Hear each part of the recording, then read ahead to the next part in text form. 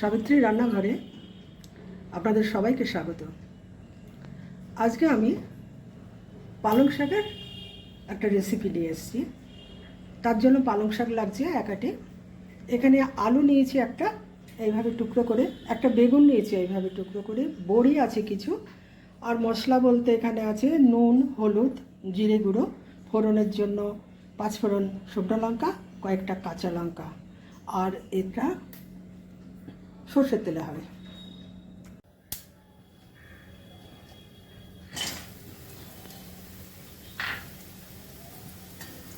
বড়িগুলো প্রথমে ভেজে নিচ্ছি।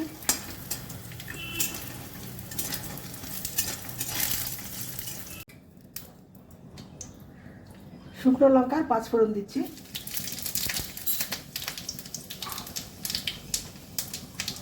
এরপর আলুগুলো দিয়ে দিচ্ছি।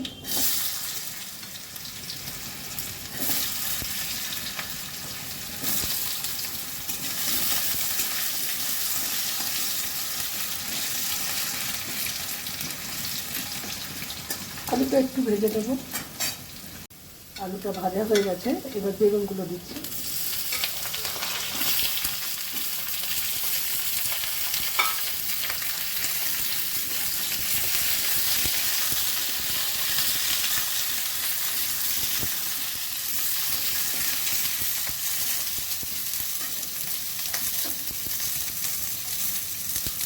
নুন দিচ্ছি, হলুদ, জিরে গুঁড়ো,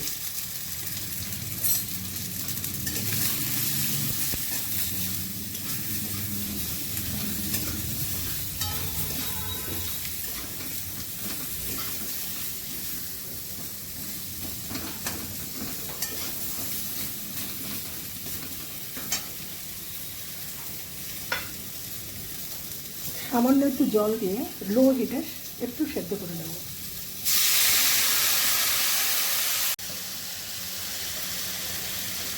পালং শাকগুলো একটু ছোটো করে কেটে নিয়েছি, দিয়ে দিচ্ছি।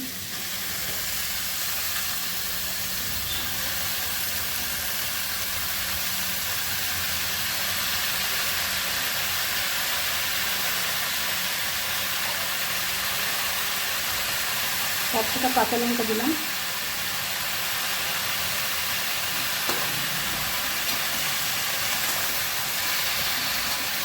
এবার ভালো করে মিশিয়ে দেবো।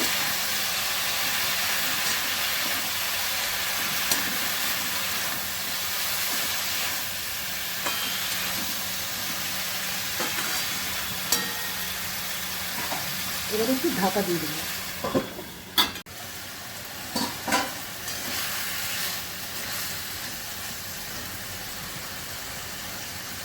অল্প চিনি দিচ্ছি।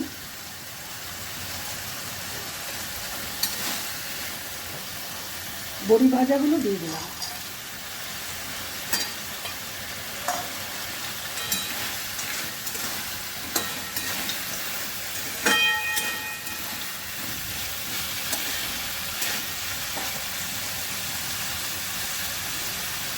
আর একটু ঢাকা দিচ্ছি।